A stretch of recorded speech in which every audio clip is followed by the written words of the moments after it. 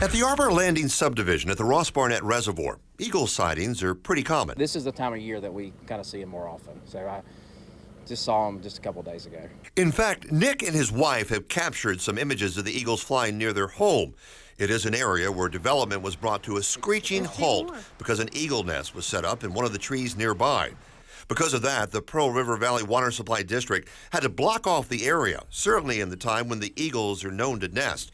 From October to May, no one can come within 300 yards of that area where the nest was spotted.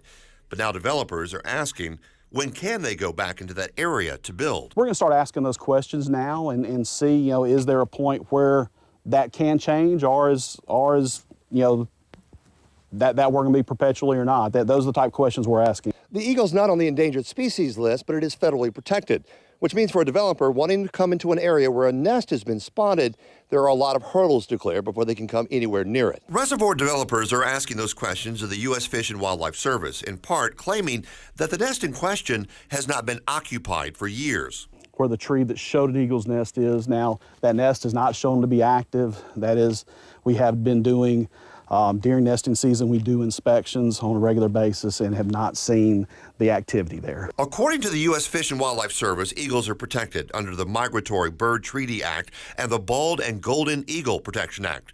A person could face a $100,000 fine for disrupting an eagle nest. Eagles have been pretty well studied, and certainly any kind of disturbance and human presence too close to an eagle nest can cause them to abandon and sort of basically fail to breed that year.